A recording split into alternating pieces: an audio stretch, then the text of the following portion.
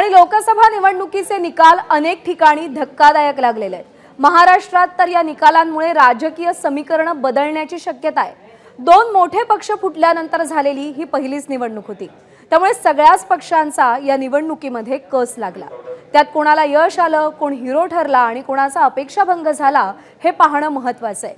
पाहूयात या संपूर्ण निकालाचा आढावा घेणारा हा एक स्पेशल रिपोर्ट। हिरो कोण, अपयशी कोण?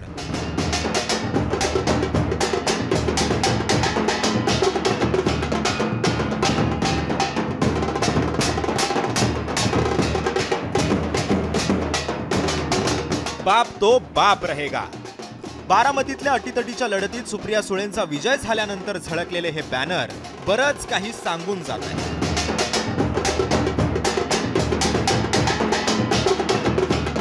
खरं तर ह्याच्यातून एकच मी म्हणेन की जबाबदारी वाढली आहे आणि आज आमच्या ह्या गुलालामध्ये आपणही सगळे सहभागी झाला, ह्याबद्दल मनपूर्वक आभार मानते।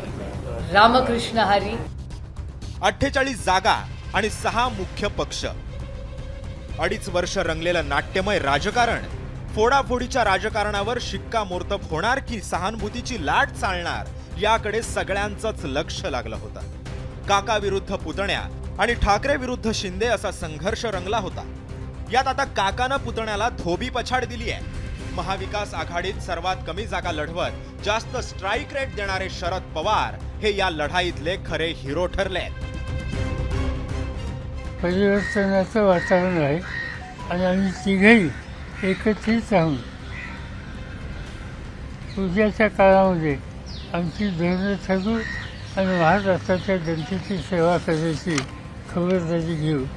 आश्चर्यकारक यश आहे ते म्हणजे काँग्रेसचं।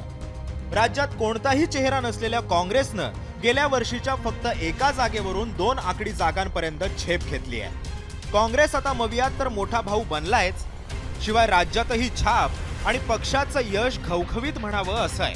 मवियामध्ये तर त्याची बार्गेनिंग पॉवरही वाढली आहे। महाविकास आघाडीचे तिन्ही घटक खूप चांगल्या प्रकारे त्यांचं कोऑर्डिनेशन झालं, अगदी तळागाळात झालं, नेत्यांचे झालं। नेत्यांनी एकमेकाच्या मतदारसंघामध्ये मोठ्या सभा केल्या, रॅलीज केल्या आणि अगदी बूथ एजंटपर्यंत एखाद्या पक्षाचे एजंट जर कमी असतील किंवा एखाद्या ठिकाणी नसतील तर दुसऱ्या पक्षाने तिथं एजंट पुरवले। कुठल्या पक्षाचा उमेदवार हे पाहिलं नाही आणि खऱ्या अर्थानं महाविकास आघाडी एकजिन्सीपणानं लढली। खरी शिवसेना कोणाची? एकच फैसला जनतेच्या कोर्टातच होईल या जिद्दीनं निवडणुकीच्या रिंगणात उतरलेल्या ठाकरेंनी त्यांच्याकडे असलेल्या खासदारांपेक्षा अधिकच्या जागा जिंकून शिंदेंना शह दिलाय।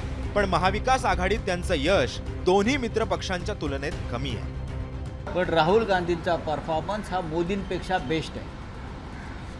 राहुल गांधींनी शून्यातून काँग्रेस पक्षाला 150 पर्यंत नेलं आणि नरेंद्र मोदींनी 350 वरून पक्षाला 250 पर्यंत आणलं।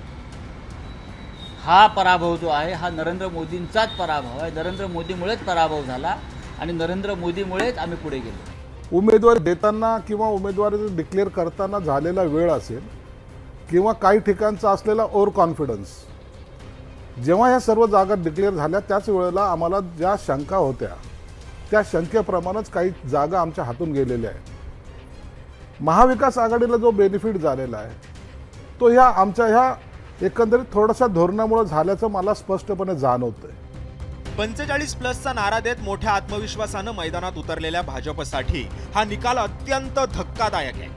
भाजपसोबत एकनाथ शिंदे आणि अजित पवार यांच्यासाठी हा निकाल विचार करायला लावणार आहे। त्यामुळे निवडणुकीच्या आधी ताकदवान वाटणाऱ्या महायुतीला महाविकास आघाडीनं टक्कर देत मात केली आहे आणि या निकालानं राज्यातली राजकीय समीकरणं कदाचित बदलू शकतात एवढं मात्र नक्की आहे।